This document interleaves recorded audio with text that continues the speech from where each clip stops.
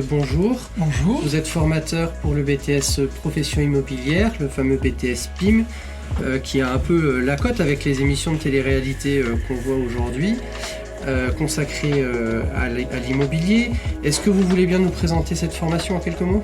Avec plaisir. Donc le BTS Profession Immobilière, PIM dans notre jargon, eh bien, il couvre tous les aspects des activités que l'on peut rencontrer dans le secteur de l'immobilier. Il est ouvert à tous les bacheliers, que ces bacheliers soient issus de bacs généraux, de bacs technologiques, en particulier le bac STMG, qui est celui auprès duquel on recrute en général le plus grand nombre d'étudiants, mais aussi de bac pro, particulièrement ceux qui ont une formation dans la vente, puisque les techniques de vente sont importantes dans ce BTS. Au niveau des débouchés, il est ouvert, comme je le disais, dans le champ des métiers de ce secteur, qui va comprendre les promoteurs immobiliers, les agences immobilières et ceux que nous appelons les bailleurs sociaux, c'est-à-dire les organismes de location de logements HLM.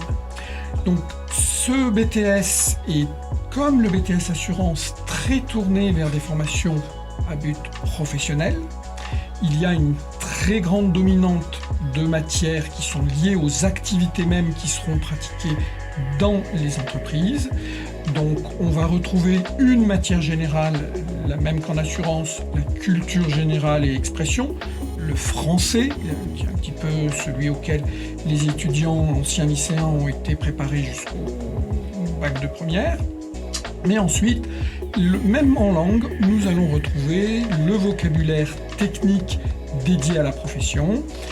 Il y a 5 langues possibles, l'anglais bien entendu, qui est enseigné au Charmy, mais il y a aussi des possibilités, soit en langue facultative, soit en substitution à l'anglais, pour les candidats qui sont d'un niveau bilingue, de pratiquer allemand, italien, espagnol ou portugais. Le reste des matières sont des matières techniques, très juridiques. Il y a tout ce qui concerne les transactions immobilières pour l'achat, la vente de biens immobiliers, la gestion locative, le syndic de copropriété. Il y a également des matières tournées vers l'architecture, l'habitat, l'urbanisme. Le droit de l'urbanisme est assez important.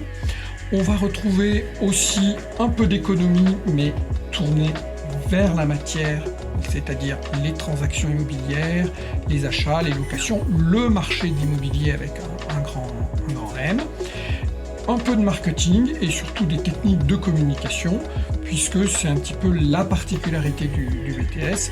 Il est important de communiquer pour accueillir des clients, pour comprendre leurs besoins, pour estimer la valeur d'un bien, pour pouvoir travailler avec tout le public qui est intéressé par un logement.